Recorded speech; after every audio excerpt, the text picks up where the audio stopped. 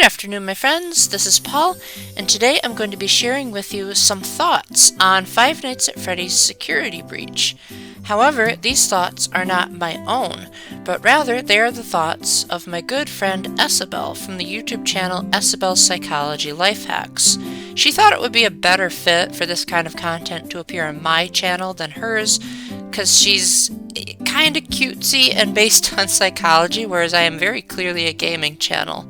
So I will be reading out her mini review / analysis on the series. I wasn't quite sure what to call it. I wanted to warn you that there will be some slight spoilers about the lore of the previous games in the series, but other than that, you should be good to go. So without further ado, let's jump right into it. Five Nights at Freddy's Security Breach is the 9th game in the main series and was released in December of 2021. So far, it's turning out to be one of the most popular games in the series, even trending on Twitter. And for good reason, as it certainly makes a unique addition to the series. It's still technically a horror game, though this new edition focuses less on chilling character design and jump scares, and has a greater focus on problem-solving, exploration, and uncovering the mysteries surrounding the lore of the series. Like the other games, it focuses primarily on 4 main animatronics: Freddy Fazbear, duh, because it's the namesake of the series,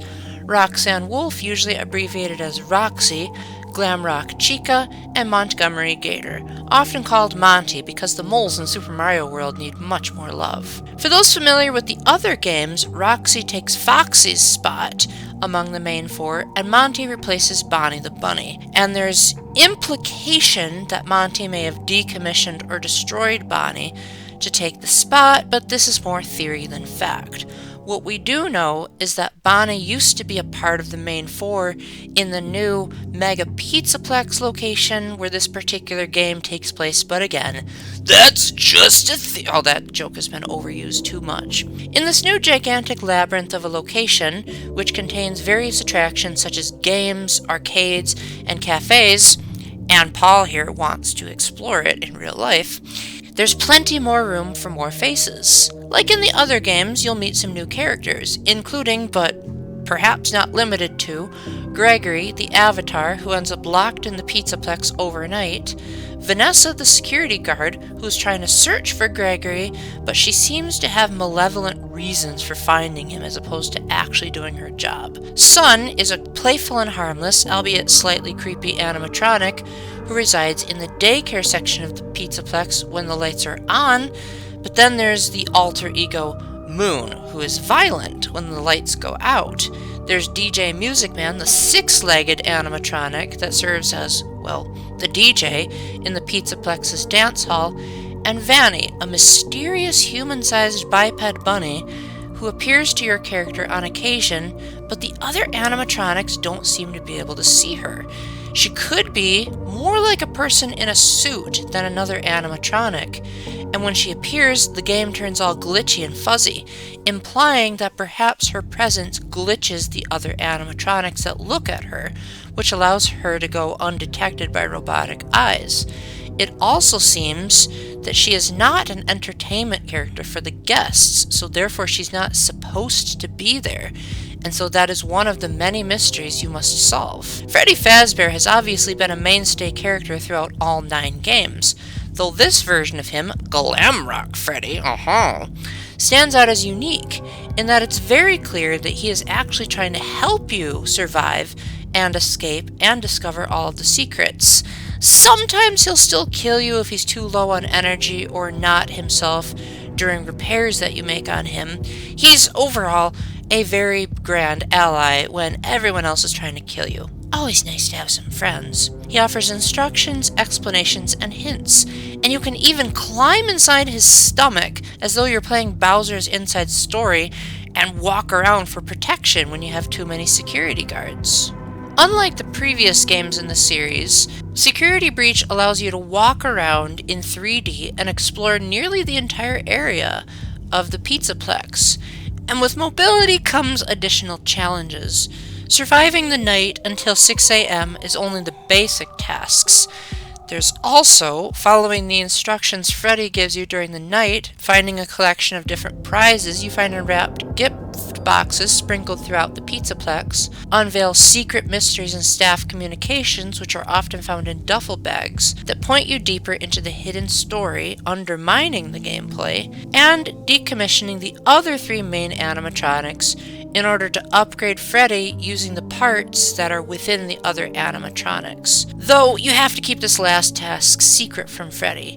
He still cares very deeply about his friends and do not wishes to harm them even though they're trying to harm you. He actually doesn't want to harm anyone, so he would probably play the pacifist route in Undertale. But your ability to survive, access new areas, and reach all the endings requires you to fully upgrade Freddy. In addition to the main gameplay, you catch hints of arcade games in the Pizza Plaza that you can actually play. It's these games that help you unlock some of the secrets. Between the arcade minigames and the secret communications, you discover some disturbing enigmas hidden beneath the surface of the seemingly innocent children's entertainment center. Just a few of the mysteries you must solve include an inexplicable power leak below the pizzeria, mentions of the animatronics' programming against harming people, despite the fact that they're all trying to kill you. So, objection, shouts Phoenix Wright, and the increasingly withered appearance of the animatronics throughout the night. While I, Isabel, will give you no spoilers about the outcomes, there are 6 known endings at this time. While the true ending is your ultimate goal, reaching the other ending will give you more pieces of the puzzle to see the big picture and help you better understand the beauty of the true ending once you reach it. Hint, I won't say which ones, but completing some of the arcade minigames is essential to reaching the true ending, so you better sharpen up on those Pac-Man skills. Another incentive to reach all the endings is seeing how this latest game continues the overarching plot running through the entire FNAF series. In the former games, it's learned that the underlying plotline centers around the Afton family. The father, William Afton, often nicknamed Purple Guy in the series, invented many of the animatronics. He's never explicitly stated to be a sociopath, but he has secretly designed his animatronics to kill a child when he or she happens to be alone with the animatronics. He has also carried out gruesome child murders in former Freddy Fazbear locations and clearly cared nothing about his own children except for his own beloved daughter, Elizabeth. Though, ironically, one of his own deadly animatronics killed Elizabeth years before the time of Security Breach because she did not listen to her father, telling her to stay away from them. You often played as Mr. Afton's son, Michael, in former games, as he tried his best to amend some of his father's grisly crimes. However, Michael also meets an untimely end thanks to his father's monstrous creations. Fittingly enough, Mr. Afton himself also dies inside an animatronic after being tormented by some of the spirits of the children he once slaughtered. His spirit continued to haunt and possess the animatronics he died in the same way that some of his young victims' spirits haunted other Freddy Fazbear animatronics. By the time the Pizzaplex location in Security Breach opens, the Aftons have all perished. But that doesn't mean the story has ended. I, Isabel, am giving you no spoilers, so you'll have to find out for yourself exactly what that means, or just look up a YouTube walkthrough like some people do. The gameplay, exploration, mystery, and lore already provide plenty of interest, but one of the most fascinating aspects is the religious symbolism.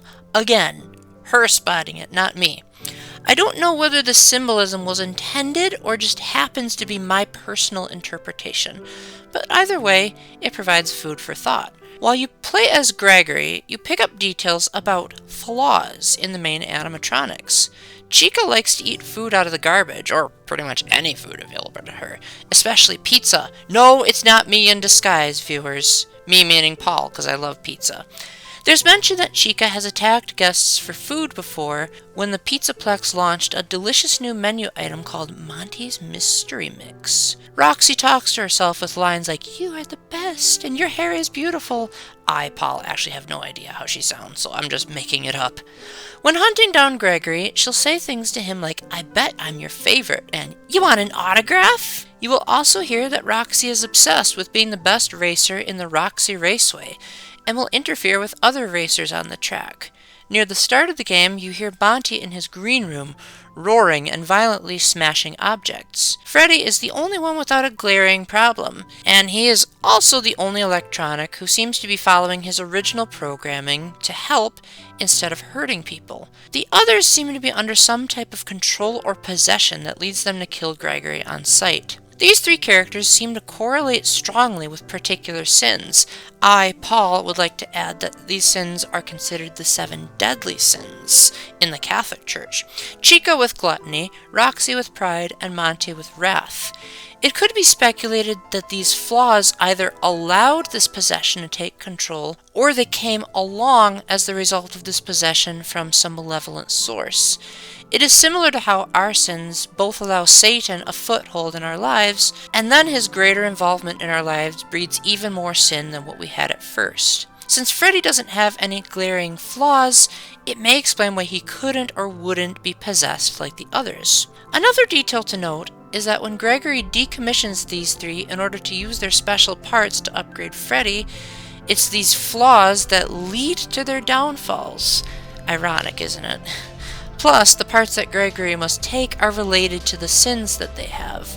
He ends up taking Chica's voice box and beak, because she is a glutton, Roxy's eyes, because of her vanity, and Monty's hands, because they are strong and he uses them during his violent temper tantrums. Now, the side characters in the Pizzaplex don't have notable problems like the 3 animatronics, but they still seem possessed, so perhaps this theory holds no water. But it could also be that they have flaws we don't see simply because their characters aren't as prominent. Whatever your exact interpretation may be, it's an intriguing thought on top of an already intriguing game. Hello everyone, this is Paul. The review officially finished after the word game, so that's why I originally said it was a mini review. At least I hope I did. You'd be shocked how many takes this took because my editing software kept saying to stop, even though I didn't click the stop button, which, I don't know, Movavi is a weird editing software. Good thing I didn't pay too much for it.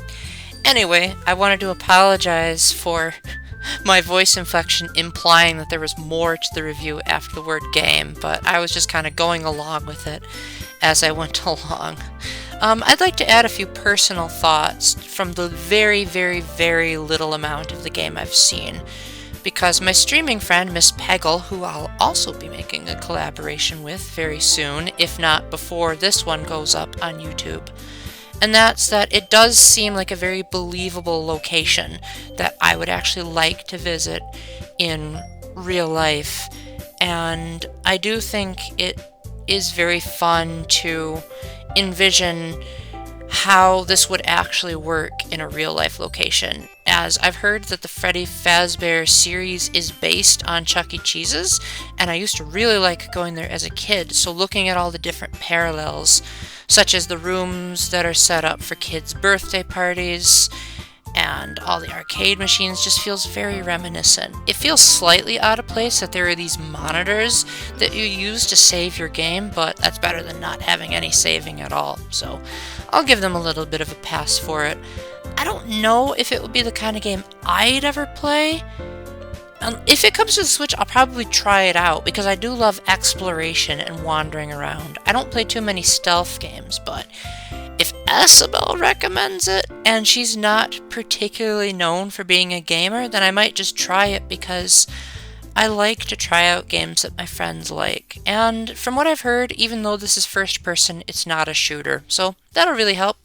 Anyway, I hope you really liked what she had to write. Again, her YouTube channel is Isabel's Psychology Life Hacks. She primarily focuses on psychology, although she sometimes does what's called hacks. Go on her channel and ask her what that means. I don't really know. And again, good friend of mine. We've done a few collabs before, and she's definitely been such a great friend that I'm even considering going to visit her this summer. So again, thank you very much for watching. Let me know down in the comment section what you thought of her writing style, and if you have any questions, comments, concerns, or critiques, although I imagine any questions you have, she will probably be able to answer more than I can.